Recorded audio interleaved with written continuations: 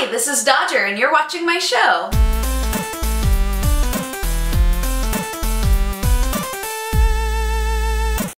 There's been a lot going on this week, suffice it to say. Not a whole lot going on in the gaming world, but definitely in the oh man, lots of stuff's going down sort of world. So thank you for your patience. I've honestly been spending a lot of time making sure A, that people are safe, and B, kind of distracting myself. Let me tell you right now, revenge does not cease to get more and more ridiculous. So if you're looking for a ridiculous TV show, you got one. Once we have finished up all the news, do not click away because we are going to be announcing who won the MIRRORCAT t-shirt contest at the very end of the show. So stay focused. It might be you might get a free t-shirt. But what I will tell you is just between you and me, we've decided to extend how long you can buy the shirt until the end of this weekend instead of just today. So if you were like, no, I just got my paycheck, why? Cruel world, now you can buy one.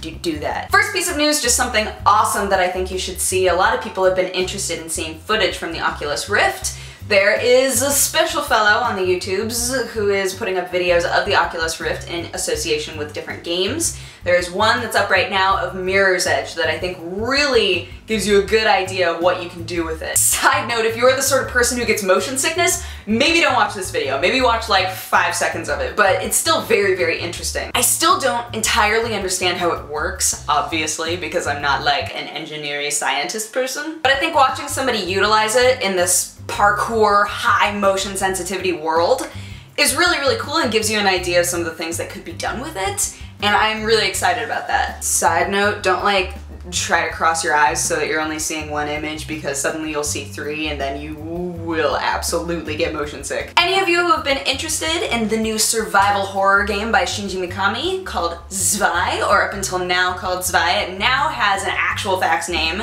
The Evil Within. So they put out a trailer, and it's not cinematic, it's not gameplay, it's entirely acted out.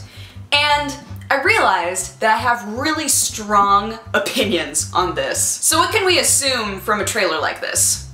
We can assume that it's gonna be pretty generic. Now, some games can really pull off a live-action trailer. The games where people know exactly what to expect, they know the mechanics, maybe it's a sequel, maybe it's set in a world that they're very familiar with. So a live-action trailer really gets them jazzed and excited because it solidifies it. Now, you take a game like Zwei / The Evil Within, which nobody really knows a whole lot about besides the fact that it is a survival horror game, and you give it a live-action trailer that takes place maybe in an asylum, maybe in an abandoned hospital, which we're all used to. You show the dude with all of these menacing looking tools, standard. You give us a huge lumbering dude with a giant weapon and we don't see his face, right? The only thing that they want us to learn from this trailer is that we have played this game 1,000 times before. They would have been much better served to either give us gameplay or give us a cinematic, give us something that is actually going to be in this game, because otherwise,